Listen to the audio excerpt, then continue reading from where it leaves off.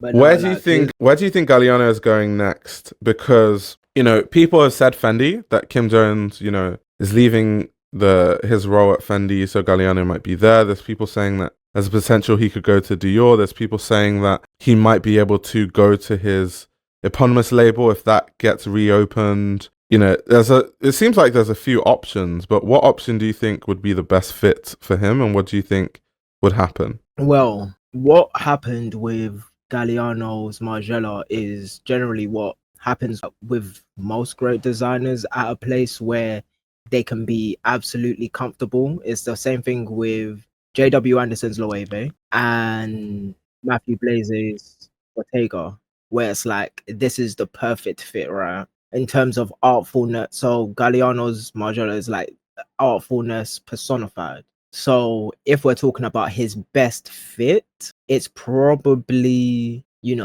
somewhere cool. Like it would be like a Dior. It would be like a coming home, to be fair. It would be like, and if he went to Dior, it would be like LeBron going back to Cleveland. It would be like That's actually a funny reference, but I see exactly what you I, mean. di- I didn't know how else to put it, but like he won the ring somewhere else, and now he needs to win the ring again back home. You get it? So that's where his value would be placed best because of like what Dior stands for. If I were to like be really rebellious, I would say he should be at the highest post at one of these other houses. And if I were to pick any place for him, it would be Gucci. And I know Sabato Sono and everything like that, but it depends. It depends. Yeah. I would say Gucci, but who knows, man?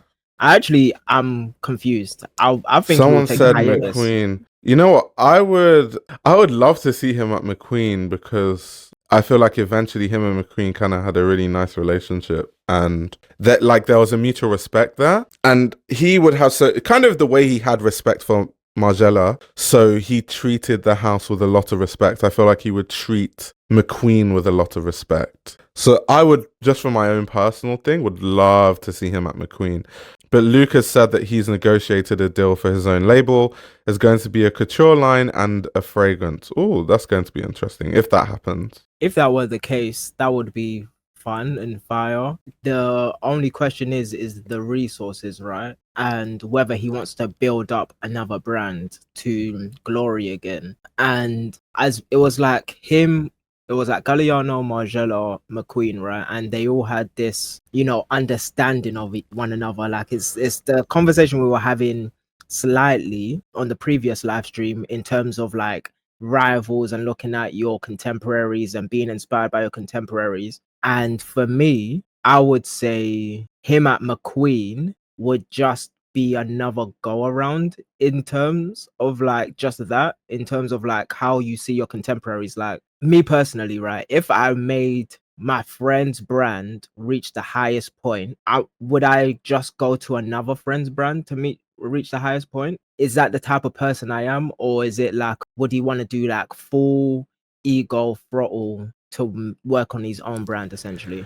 Do you know the thing about John Galliano though? Because like I called him a fashion genius before, and I do genuinely believe that. But the thing about John Galliano is that he's so creative, and I love it. But his stuff just doesn't sell. And the reason why his Margiela could do so well is because he can channel his creativity into a commercial thing that sells when there are things that already exist. So with the House of Margiela, tabbies existed, and then John Galliano could make this fantastical world where tabbies are in that context. Like I was talking earlier with this collection where, like the Swart collection, where he's referencing Nijinsky, looking at, different famous ballet dancers, making these ballet tabbies and creating amazing ballet clothing around it to build the world for these tabbies that everyone sees the runway. People see the tabbies, they're like, oh my God, those ballet tabbies are so beautiful. I want those. You know what I mean? So it's easier for him to do that. So I feel like when there are house codes for a house, like really commercial things, he can play on those and just elevate them. But with his own brand, like if he did his own brand, it's very difficult for him to make things that do well commercially because everything is just so fantastical and it's not, people find it hard to understand. Yeah, where would the product be placed? It's kind of like J. Cole rapping on his own beats. Like he was the hottest feature for 10 years, but then when he raps on his own beats, it's kind of like a Sleepy J. Cole type beat. But yeah, it's in terms of him, it's like he's creating these fantastical worlds. But when the rubber It meets the didn't. road, Sorry, Luke. is Didn't Galliano made the Dior saddlebag anyway? So yeah, he has made some hit accessories. But once again, that was in the context of Dior. yeah, What I'm trying to think, what hit accessories or ready-to-wear pieces did he make with his eponymous label? that's the thing. Like it was more fantastical than it was creating a product in my head. But then again, I wasn't around for them times, so someone will have to tell me what was seen on the streets of London. Yeah, because Luke, that's what I mean. Like his creativity translates into product when there's an existing brand with existing products that he can work with and play on and create this amazing world around to sell it. But when you just give him his own brand with no things that are already doing well commercially and like in that context of things doing well commercially, he finds it hard to sell. We've seen that historically. So if he starts his own label, it's probably just the investors understanding that we're doing this for the sake of fashion and fashion history, but we're probably not going to make much money from this. If he starts his brand though, just to support creativity in fashion, I'll probably buy his fragrance. Because I know Luke mentioned that he's negotiating a fragrance as well. Does Luke work in fashion? No, I don't think Luke does work in fashion, but Luke is like, John Galliano is his favorite designer from what I understand. So he is the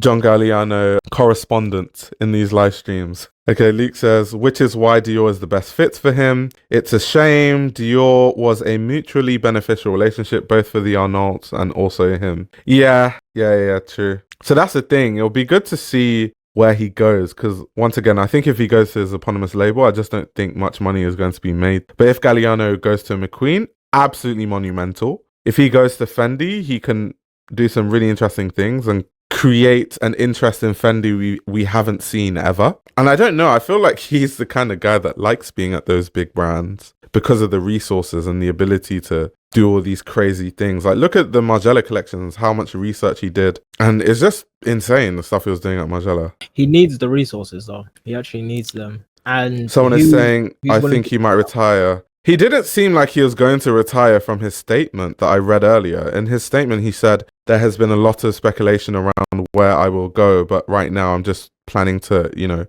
just gather my thoughts, chill for a bit, and then see what happens next. That sounds like someone that's going to go to a different house soon. He's definitely going to South Beach. He's taking his talents to South Taking his talents to South Beach. Al says Lanvin. Interesting. No one has spoke about Lanvin in a long time. And Jean Lanvin is probably one of my favorite fashion people in history, just for the way that she created products. And she created whole lines for like just furniture, like kitchenware, clothes, children, women, men. Like she was the first to, I think she invented that, to be fair. Yeah, I researched like intensively. Yeah, I think when Alba was there, like Alba Elbaz, there was definitely a lot of talk around Lanvin. There was a lot of hype. A lot of people are really interested in the brand, but I think there hasn't been the same interest. There was a time when they were doing kind of like the guest designers, kind of what Jean-Paul Gaultier is doing right now, where a guest designer would come in and design a collection for Lanvin. So he saw many different designers, do their thing. And now it's Peter Coping, right? Peter Coping? Yeah. So we haven't seen much from him at Lanvin. So there's not really much to say because we haven't seen, Peter Coping really do much. So I think we just need to remember, we just need to chill and then, wait for him to build that world and then see what he does. Okay, here's my thing.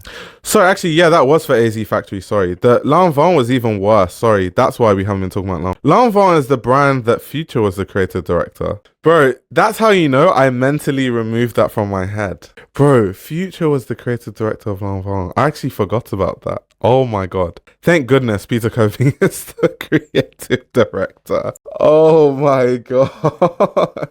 Oh my god, bro. Galliano for Oscar de la Renta, someone said. Future is crazy. Like, that was actually insane. Why are you still there? Because I just remember, it just dawned on me. Wow. Future was actually the creative director of Lanvin.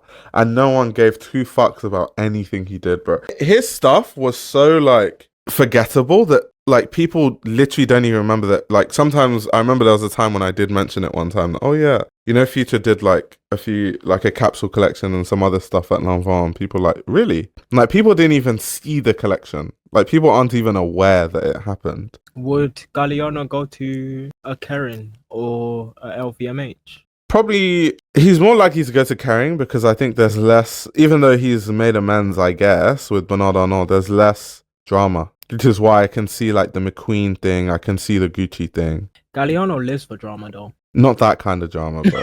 I'm joking. Not that kind of drama. No. Maya says, Fendi Haute Couture hasn't been all that memorable for the right reasons, at least in a while. He'll do some great world building. Yeah. You know what? See, every time I say I don't see it, I see I'm amazed. So I personally don't feel the Fendi vibe. However, that's not to say that it wouldn't happen and he wouldn't create an amazing world.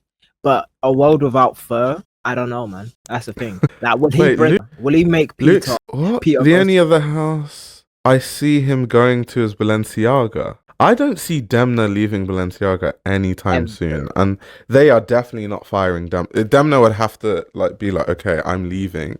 Can you put on the Spring Couture 2018 show? Do you have that loaded up? I can look for it now. But one thing I will say though is that Balenciaga Couture by Galliano, oof. Ooh.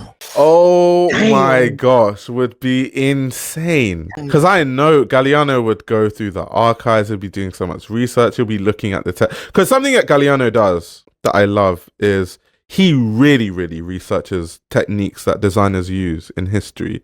That's why even with this new show, even though he's very aware of, he's been using the bias cuts forever, he still said that he was still, till today, he still finds out new things about the bias cut and different ways that you can use it and different ways that you can, you know, manipulate fabrics using it. So the way he would, you know, study Cristobal Balenciaga's techniques. Oh my gosh. No, I remember I was watching the video with him with the students and they didn't really peep what he was saying because like, obviously like he was looking at Mademoiselle and everything like that. I was like, he said that he was cut, like he learned and he looked at the fabrics that she had and then they cut down the weave. And that's how he was able to stitch together. Yeah, when he was talking about, like cutting across the grain versus, yeah. I was like, the way I held my, because I had to mute my mic because I let out an audible scream because him, you know what I'm saying? No way. Him at Balenciaga would be crazy, fam. Him at Balenciaga would be insanity. Actually, like those are, I don't care too much to go to shows, but if he was at Balenciaga, I would do everything in my power to try to be at those couture shows because, bro, that would actually be insane. Yeah, Luke says he's been studying the techniques of the old masters since the 80s at St. Martin's. He's obsessive about it. Yeah.